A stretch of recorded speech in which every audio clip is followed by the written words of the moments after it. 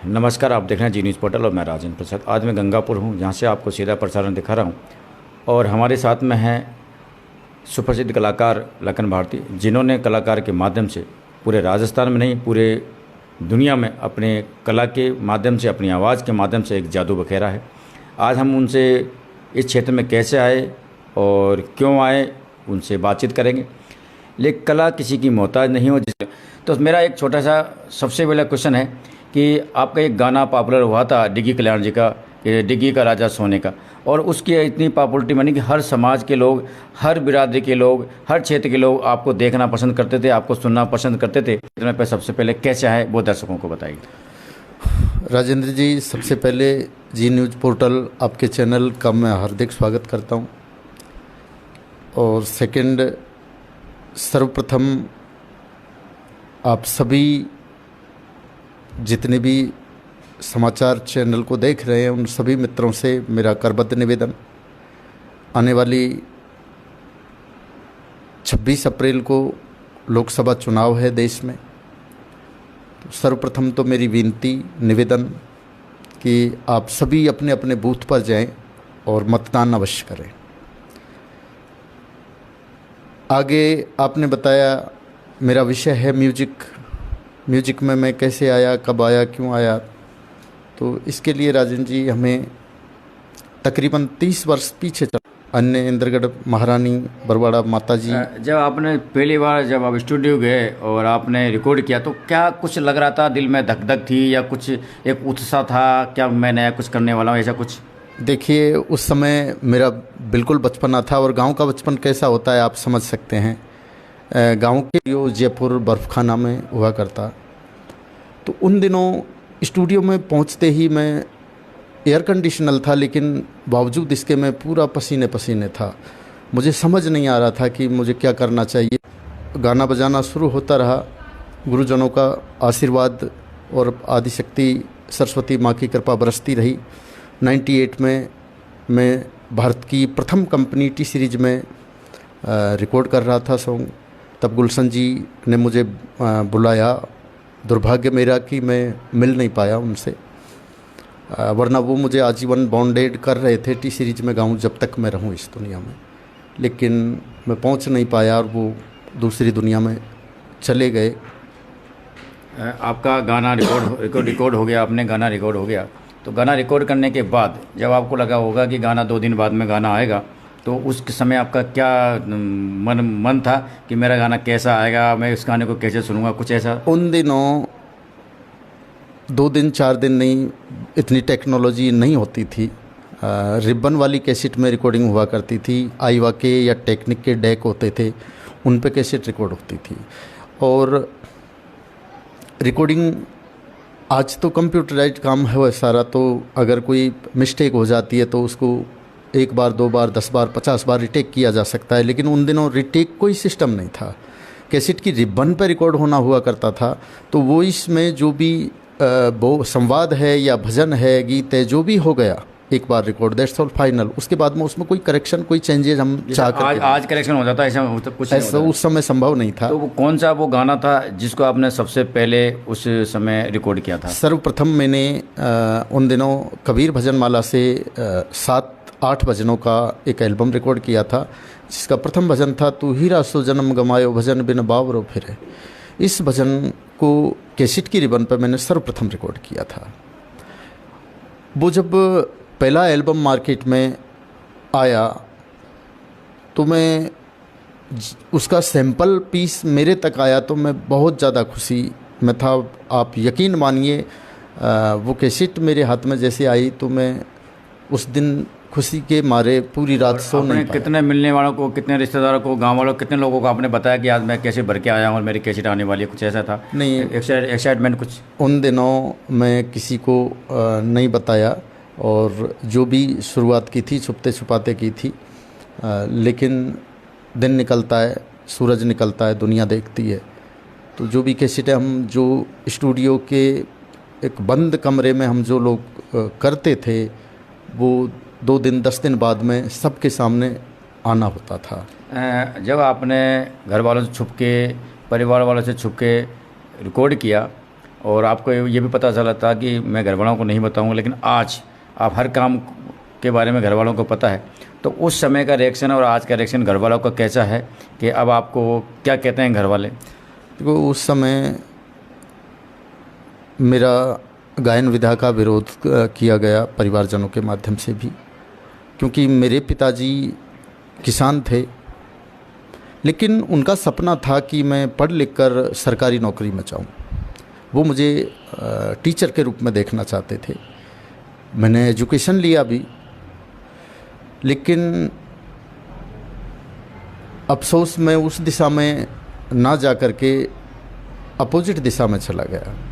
मेरे पिताजी की हार्दिक इच्छा थी कि मैं सरकारी नौकरी में जाऊं, लेकिन मुझे लगा कि नहीं, मेरे लिए तो एक संगीत जो विषय है, यही उस प्रकृति ने, परमात्मा ने। लगन जी, क्या लगा था आपको उस समय कि आपका जो गायन का क्षेत्र है, इसमें मेरा भविष्य सुरक्षित है, मेरे बाल बच्चों का आने वाले समय में भविष्य सुरक्षित रहेगा, कुछ या कुछ डिफरेंस था आपके लिए? उन दिनों इतनी समझ मुझे नहीं थी कि इसमें संगीत में भविष्य तलाशने का ऐसा मेरा कोई सोच नहीं थी। और जब हम आकाशवाणी पे या फिर ऑडियो कैसेट्स के ज़रिए देश की सारी कंपनियों में छोड़ करके एक भारत की HMV कंपनी जो कलकत्ता में स्थापित है, उसको छोड़ करके मैंने देश की सारी कंपनियों में अपने भजन या राजस्थानी लोकगीत रिकॉर्ड किए। लेकिन उन दिनों पैसा नहीं था इस लाइन में। उन दिनों केवल एक जुनून था, और मुझे तो केवल ये था कि नहीं, मैं संगीत से अपने आप को अलग नहीं रख पा रहा था। इस तरीके का कुछ नेचुरली था। और भविष्य की बात करें तो संगीत बहुत विस्तृत विषय है। इसमें एक परिवार नहीं, कई परिवारों को सक्षम और बहुत अच्छे स्तर से जीवन जीने का जज्बा मिल जाता है। संगीत को अगर सही मायने में कोई भी व्यक्ति करता है तो निश्चित रूप से वो उसका परिवार सुरक्षित है। उस समय की अगर हम बात करें तो कुछ गिने चुने कलाकार हुआ करते थे। तो आज की तुलना करें तो आज हर गांव से, हर ढाणी से, हर परिवार से कलाकार निकलते आ रहे हैं। तो कितना अब डिफरेंस या कितना गंभीरता से लोग ले रहे हैं या कितनी परेशानियां सामने आती हैं? सर, नेचुरली बात यह है, उन दिनों पूरे राजस्थान प्रदेश में तकरीबन कोई 25-26 गायक हुआ करते थे, जिनमें एक मैं भी था। सारे लोग मेरे से सीनियर थे। क्षेत्र वाइज अगर मुआयना करें तो लगा करके टी सीरीज, वीनस, टिप्स और जयपुर की शंकर सीरीज, दिल्ली से यू की चेतक, टारगेट, ब्रजवाणी, और जोधपुर से श्री कृष्णा, अजमेर से श्री कैसेट, कोटा से राम रेडियोज़, बहुत सारी कंपनियों में, सवाई माधोपुर से शिव शक्ति कंपनी के लिए ये जो भजन आप गाते हैं उनको रिकॉर्ड करते हैं खुद या लिखते हैं या आपको लिखे लिखाए भी मिल जाते हैं? जी, इनमें तरफ से कुछ ऐसी स्टेज या प्रोग्राम करने का मौका मिला जिनसे कि आप समाज का और देश का नाम आगे कर सकें, या उनकी कमी खली आपको? देखो, कथित तौर पे सरकार की ओर से सारे क्षेत्रों में, लेकिन लोगों तक वो चीज़ें आ नहीं पाती है। धरातल पर वास्तविकता में ऐसा नहीं है। सरकार कलाकारों के लिए इन्हें गिने चुनिंदा कुछ प्लेटफॉर्म ऐसे हैं जहाँ तक एक आम आदमी या गांव का कलाकार पहुँचने में अक्षम है। और जवाहर कला केंद्र या आकाशवाणी केंद्र, दूरदर्शन केंद्र, इस तरीके के ये प्लेटफॉर्म है जहाँ तक पहुँचना बहुत डिफ़िकल्ट होता है। आपका जो भजन था डिगे का राजा सोने का, ये बहुत पॉपुलर हुआ था और लोगों के चेहरे पे वही गाना था, लोगों के ऑडियो कैसेट में वही गाना था। तो वो कब रिकॉर्ड हुआ और उसकी रचना आपने की या किसी और से आपने करवाई थी? जी देखिए, वो भजन मैंने एक तरीके से ट्रांसलेट कहूँगा मैं उसको। एक राजस्थानी लोकगीत हुआ करता था जो मूलतः हड़ौती क्षेत्र से वो निकल करके आया। सारी दुनिया चांदी की, मारा पप्पू का भाई जी सोना का, इस तरीके का एक राजस्थानी पॉपुलर सॉन्ग था। उसको हड़ौती क्षेत्र में लोकगीत के रूप में महिलाएं गाती थी।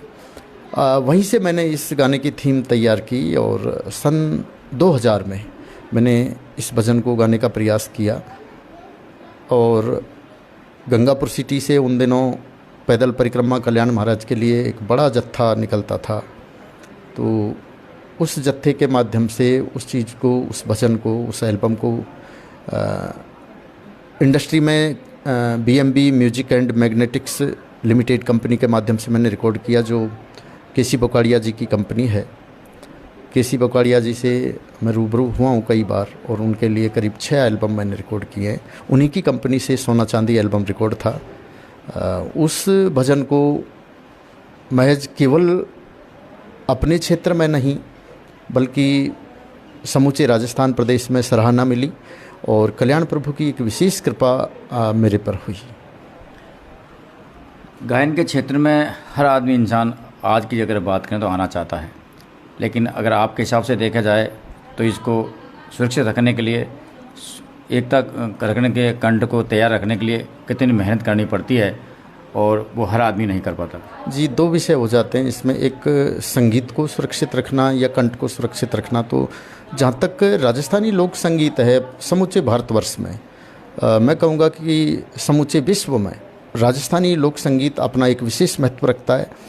और राजस्थानी लोक संगीत हमारे सभी 16 संस्कार और अन्य जो खुशी के अवसर, तीज त्यौहार, चाहे होली हो, चाहे दिवाली हो, चाहे गणगौर हो, उन सब जगह के अलग राजस्थानी लोक गीत गाए जाते हैं, और उनसे हमारी राजस्थानी परंपरा, लोक संस्कृति छुपी हुई है। उस संगीत के माध्यम से हमारे राजस्थान के जो लोक वाद्य यंत्र है वो भी समूचे विश्व में अपनी एक विशेष पहचान रखते हैं।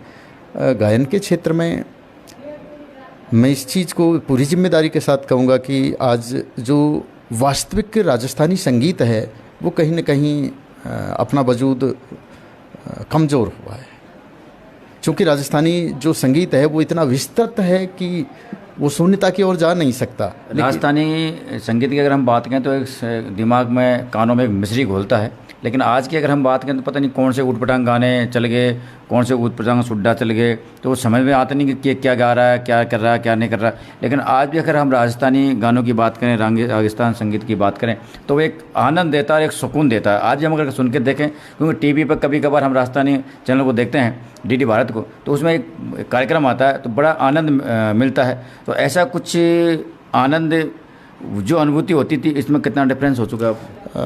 देखिए जी, राजस्थानी जो लोक संगीत है, मैं समझता हूँ पूर्वी राजस्थान में वो नहीं पाया जाता है। पूर्वी राजस्थान का अपना एक अलग संगीत है, और अपना कल्चर भी अलग है। जो वास्तविक राजस्थानी संगीत है वो मारवाड़, मेवाड़, हाड़ौती, ढूंढाड़, शेखावाटी, उस तरफ पाया जाता है। जो हमारा ब्रज क्षेत्र है राजस्थान के तकरीबन 4-5 ज़िले, उनमें राजस्थानी लोक संगीत, जो वास्तविक राजस्थानी लोक संगीत है, वो ना हो करके क्षेत्रीय संगीत है। अभी आपने बताया कि भाई इस तरीके के गीत है जो अलग अलग शैली है, तो पूर्वी राजस्थान में हरि कीर्तन, हिला ख्याल, पद और सुड्डा, इसके अलावा मीणावाटी ढांचा, ये कई एक क्षेत्रीय गायन शैलियाँ हैं जिनको केवल हमारे क्षेत्र में सुना जाता है। बाकी राजस्थानी जो लोक संगीत है वो बहुत मिश्री की मिठास से ज़्यादा मीठा है। एक कलाकार का मैं नाम शायद उनका मेरे से मिस हो रहा है, लेकिन वो कहते हैं मैं बेहतर धुन गाता हूँ। तो आपने केवल ये भजनों की धुन क्यों पकड़ी? आप और क्षेत्र में भी आप गा सकते थे, तो इसका कुछ रीज़न होता है या कुछ एक संयम से गाना पड़ता है? देखिए, कौन क्या बोल रहे हैं मुझे नहीं पता, लेकिन सारी चीज़ें मैंने गाई है। राजस्थानी भजन भी गाए, हिंदी भजन, अन्य दूसरी भाषाएं भी मैंने, मारवाड़ी, मेवाड़ी, हाड़ौती, ढूंढाड़ी, शेखावाटी, हरियाणवी, पंजाबी, गुजराती, एक शॉर्ट रूप में सभी भाषाओं को मैंने गाने का प्रयास ज़रूर किया है। बाकी मूलतः हम राजस्थानी लोक गायक माने जाते हैं, और जो वास्तविक मेरी रुचि है अभी वो प्रॉपरली राजस्थानी जो मारवाड़ी ट्रेंड है गाने का, जो सलीका है, उसको मैं अधिकांशतः रुचिकर हूँ उस विधा को गाने में। आपका क्या मन है आने वाले समय में एक स्कूल खोलने का, संगीत को आगे बढ़ाने का, कोई आपका मानस? बिल्कुल, बहुत सारे लोगों का ये कहना भी है कि सर आपके बाद में, क्योंकि जिसने भी जन्म लिया एक दिन जाना है, ये पक्का है। तो लोगों को लगता है कि भाई आदमी की कोई गारंटी नहीं। तो जो प्रत्येक सफल गायक का अपना एक अलग संगीत होता है, एक अपनी अलग शैली होती है।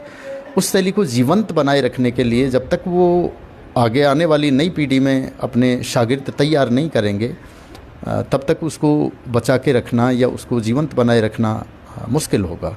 अभी खैर हम ऐसा अगर नहीं भी होता है तब भी प्रत्येक गायक अपनी शैली को सुरक्षित रख सकता है, क्योंकि सोशल मीडिया एक बहुत बड़ा प्लेटफॉर्म मिल गया है। हमारे ज़माने में ये सारी चीज़ें नहीं हुआ करती थी, और मैं समझता हूँ कि लगभग उन सलीखों से आज भी रिकॉर्डिंग्स हुआ करती।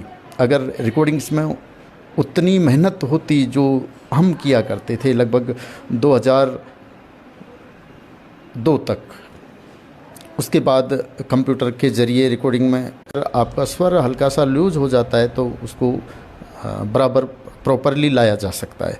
और जितनी आपने बताया कि भाई आज एक बाढ़ सी आ गई है गायन के क्षेत्र में, वो गायन बहुत विस्तृत है और बाढ़ निश्चित रूप से आई है। उस चीज़ का हमें भी बेहद असर देखने को मिला है। लेकिन ये कंप्यूटर का कमाल है। वास्तविकता में जो लोग पूर्णतः एक गाना भी नहीं गा सके, वो इंसान रिकॉर्डिंग पे पूरा गाना गा सकता है, क्योंकि एक एक शब्द को, एक एक अल्फाज को जोड़ करके कंप्यूटर के ज़रिए उसको लाया जा सकता है पब्लिक पे। लेकिन वास्तविक गायन का पता लाइव प्रोग्राम में मंच पर जब प्रस्तुति होती है तब चलता है, हिस्सा बन जाते हैं। कई सारे ऐसी चीज़ें हैं जिनको हमें खाने पीने से परहेज़ रखना होता है।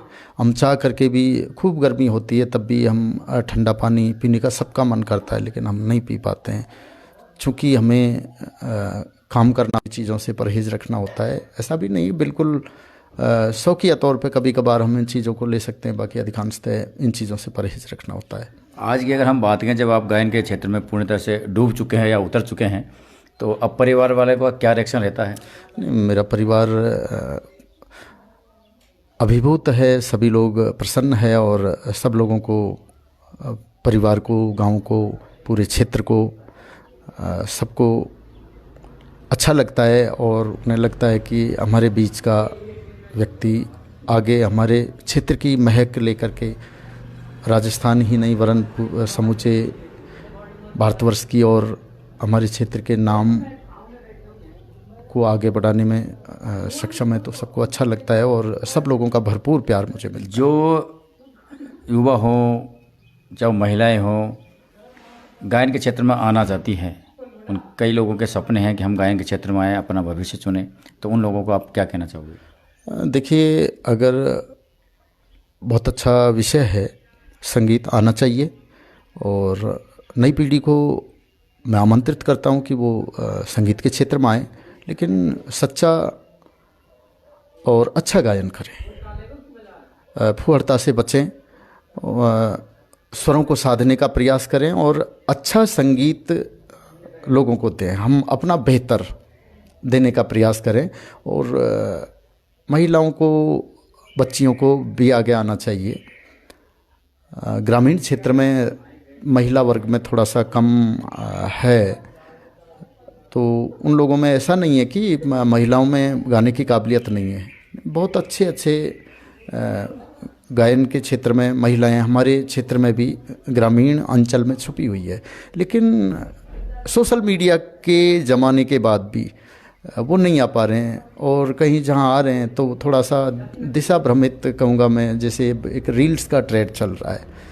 निश्चित रूप से हम सही दिशा में अगर करते हैं तो वो एक अच्छी चीज़ है। हम अगर संगीत के ज़रिए ध्यान रखना चाहिए कि हम एक पब्लिक बॉडी हो जाते हैं, और पब्लिक बॉडी को नेचुरली एक जिम्मेदारी बनती है कि वो कोई इस तरीके की हरकत ना करे जिससे पूरे मानव मैं पुनः सबसे पहला संदेश मेरा यही होगा कि 26 तारीख को मतदान अवश्य करें। और संगीत के क्षेत्र में समूचे क्षेत्र से कोई भी लड़का लड़की संगीत के गायन के क्षेत्र में, संगीत के मूलतः 3 विभाग है, गायन, वादन और नृत्य। तो मेरा जो विषय है वो वोकल है। तो गायन के क्षेत्र में और गायन में भी भजनों के क्षेत्र में विशेष तौर से अगर कोई भी लड़के लड़की जाना चाहें तो मैं उनके साथ हूँ। और सर्वप्रथम तो मैं यही कहूँगा कि वो अपने एजुकेशन लेवल को सर्वप्रथम ठीक रखें। और अगर संगीत के क्षेत्र में, गायन के क्षेत्र में वो आगे जाना चाहते हैं तो वो मेरे से कभी भी किसी भी समय वो बात करें, और मैं जितना समझता हूँ संगीत को उतना गाइड करने का प्रयास करूँगा। इसके अलावा जो एजुकेशन से जुड़े हुए लड़के लड़कियाँ हैं वो लोग गायन विधा में डिग्री या डिप्लोमा कर सकते हैं, बहुत अच्छा स्कोप है। और डिग्री डिप्लोमे के लिए भी वो अगर कोई इच्छुक हैं तो वो मुझे संपर्क करें, मैं उन्हें बताऊंगा कि भाई कहाँ किस तरीके से कौन सी डिग्री या डिप्लोमा करना उनके लिए ठीक रहेगा। तो ये सारी चीज़ें संभव है और स्टूडेंट को तो करना चाहिए कि वो एक विषय प्रैक्टिकल का है ये, लेकिन डिग्री या डिप्लोमा मायने रखता है। बहुत बहुत धन्यवाद जी लखन जी, आप हमसे जुड़े और आज आपने तमाम हमारे क्षेत्रवासियों को, तमाम हमारे दर्शकों को आपकी बात बताई कि कैसे आप इस क्षेत्र में आए। और हम दुआ करते हैं ईश्वर से कि आप दिन दुगने रात चौगुनी इसी प्रकार बढ़ते रहें और अपने क्षेत्र के तमाम गायक कलाकारों को आगे बढ़ाते रहें। अगर आप लोग भी कहीं न कहीं गायन कलाकार के क्षेत्र में जाना चाहते हैं तो इनसे मिल सकते हैं, इनसे संपर्क कर सकते हैं, क्योंकि जो गुरु होता है जिस रास्ते को जिन्होंने पार कर लिया वो बता सकता है कि आपको इस रास्ते पर कैसे आना। दूसरी बात, जितने भी हमारे साथ तमाम दर्शक जुड़े हैं उनसे मैं कहना चाहूँगा कि आपके जितने भी खूबियाँ हैं, आपके आसपास आपके गांव में जो कलाकारी है, जो कलाकार दिखाना चाहता है वो हमसे संपर्क कर सकते हैं या मुझे अपने मैसेज छोड़ सकता है।